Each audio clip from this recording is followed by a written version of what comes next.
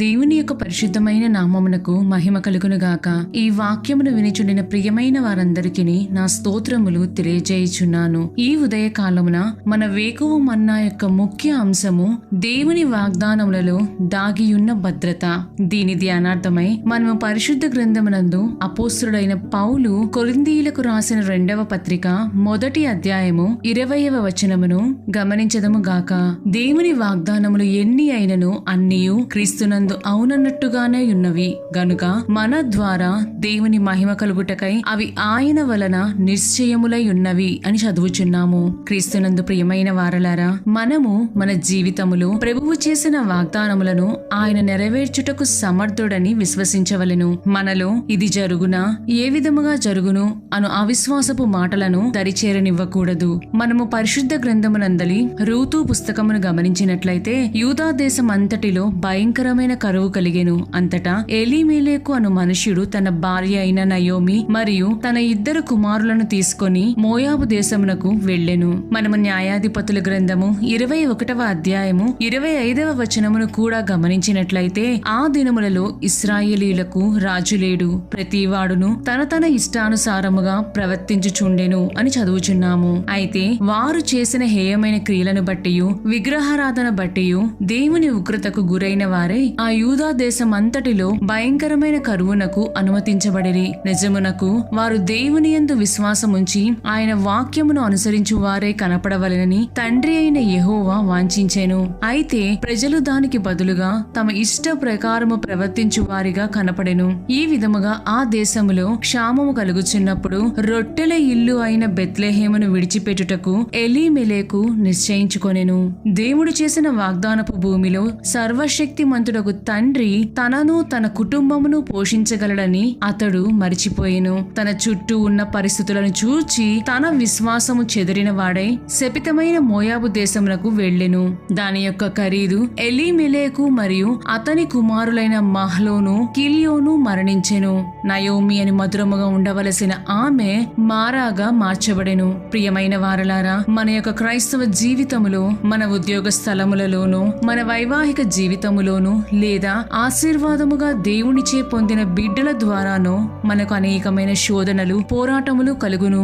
అవి చూసిన మనము ఎందుకయ్యా నా జీవితమును ఇలా చేశావు, నేనేమి చేశాననియు, నీవు అన్నియు దర్శనముల ద్వారా చూపించే కదా నా వివాహము చేశావు, లేదా నాకు ఈ ఉద్యోగము ఇచ్చావు, లేదా నీవు చూపించే కదా నాకు ఈ బిడ్డలను ఇచ్చావు అని ఎదురు దేవుని మీద సనిగెదము. కాని అదే సమయములో వాగ్దానము చేసిన నా దేవుడు నమ్మకస్తుడు, నన్ను చేయి విడువడు.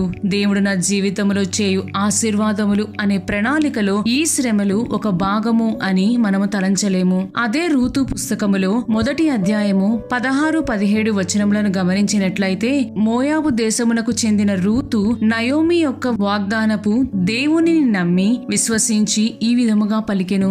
నా వెంబడి రావద్దనియు, నన్ను విడిచి పెట్టమనియు నన్ను బ్రతిమాలు కొనవద్దు. నీవు వెళ్ళు చోటుకే నేను వచ్చెదను, నీవు నివసించు చోటనే నేను నివసించెదను.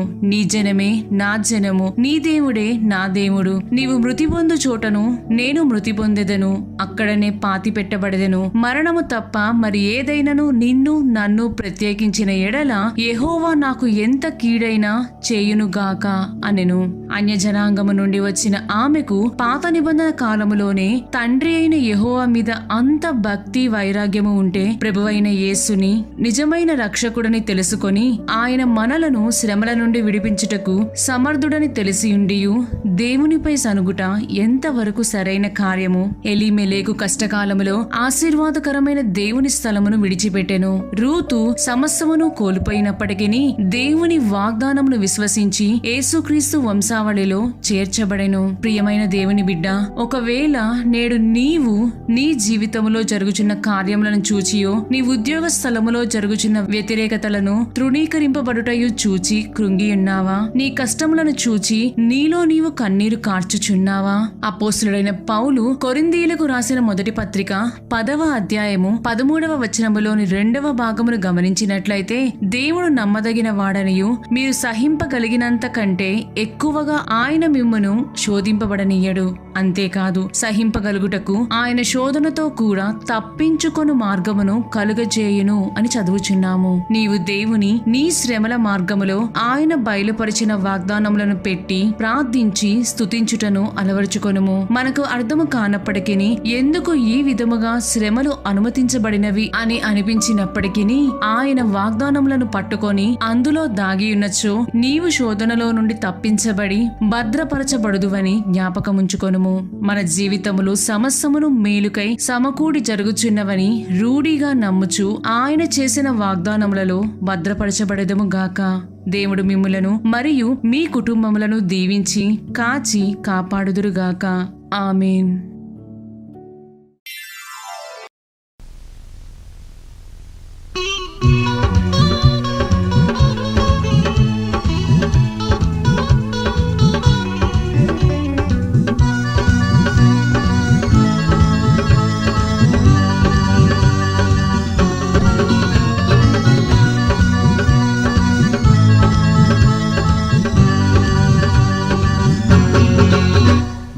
సర్వశక్తిమంతుడు యేసు ప్రభు సమస్త కార్యములను చేసెనుగా. వాగ్దానములలో నమ్మకస్తుడు. నా జీవితములో గొప్ప కార్యములు చేసెనుగా. ఆర్భటించెదం, ఆశించెదము, పొగడెదం యేసు నామము. స్తుతి ఘన మహిమ చెల్లించెదం, కృతజ్ఞతతో పాడెదం. స్తుతి ఘన మహిమ చెల్లించెదం, కృతజ్ఞతతో పాడెదం. నాకొక మందిరము నిర్మించమని ఇశ్రాయేలీయుల కాలంలో. నాకొక మందిరము నిర్మించమని ఇశ్రాయేలీయుల కాలంలో. తేజస్సు మందిరంలో నిండినట్లుగా, తేజస్సు మందిరంలో నిండినట్లుగా, మహిమకు మందిరము నింపుము దేవా, మహిమకు మందిరము నింపుము దేవా. ఆర్భటించెదం, ఆశించెదము, పొగడెదం యేసు నామము. స్తుతి ఘన మహిమ చెల్లించెదం, కృతజ్ఞతతో పాడెదం. స్తుతి ఘన మహిమ చెల్లించెదం, కృతజ్ఞతతో పాడెదం.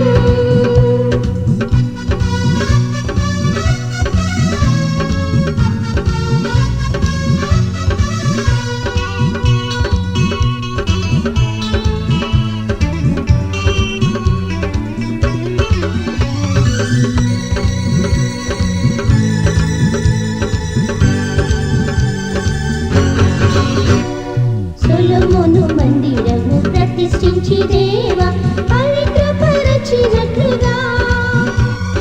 సొలొమోను మందిరము ప్రతిష్ఠించి దేవా పవిత్రపరచినట్లుగా. పరిశుద్ధపరచుము ఈ మందిరము, పరిశుద్ధపరచుము ఈ మందిరము. నీ దృష్టి మనస్సును సదా నిలుపుము, నీ దృష్టి మనస్సును సదా నిలుపుము. ఆర్భటించెదం,